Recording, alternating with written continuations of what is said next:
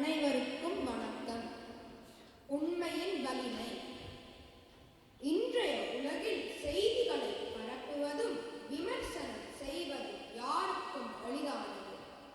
சிலர் அவர்கள் பார்க்காத விடயங்களை பார்த்தது போலவும் கேட்காத விடயங்களை கேட்டது போலவும் பேசுகின்றனர். நாம் அனைவரும் ஒரு முக்கிய விடயத்தை நினைவில் கொள்ள வேண்டும்.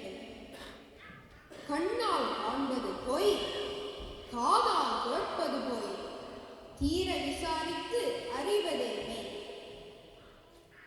சிலர் உண்மையை புறந்தள்ளி கட்டுக்கதைகளை உருவாக்கி பிறரின் மனதை வதைக்கும் வார்த்தைகளை பரப்புகின்றனர். இன்று குறிப்பாக சமூக வலைத்தளங்களில் பொறுப்பு உணர்வு இல்லாமல் எதையும் பேசலாம் என்று சிலர் எண்ணுகின்றனர். இப்படியானவர்கள் பிறர் மனங்களை புண்படுத்தும் நோக்கம் கொண்டவர்கள் என்பதை நாம் புரிந்து கொள்ள வேண்டும். ஆனால் நண்பர்களே, இதை கண்டு நாம் உடைந்து விடக்கூடாது. உண்மைகள் என்றும் உறங்குவதில்லை. நாம் ஒருவருடன் ஒருவர் நல்ல வார்த்தைகளை பேச வேண்டும்.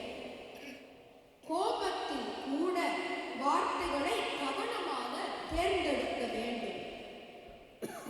தீயினால் சுட்டவும் உள்ளாரும் ஆறாது, நாவினால் சுட்டவடு என்கிறார் வள்ளுவ பெருந்தகை. ஆகவே நாம் பேசும் வார்த்தைகளில் நிதானம் வேண்டும்.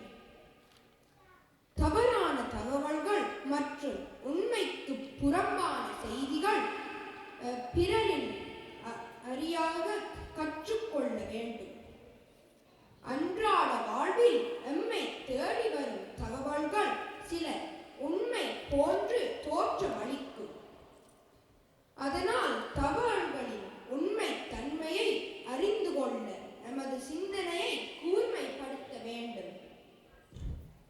நல்ல வார்த்தைகள் ஒருவரை மகிழ்விக்கவும் உயர்த்தவும் செய்யும். அதேவேளை கெட்ட வார்த்தைகள் ஒருவரின் மனதை உடைக்க மட்டுமே செய்யும். எனவே நாம் சொல்லிலும் செயலிலும் விழுந்திருக்க வேண்டும். நன்றி, வணக்கம்.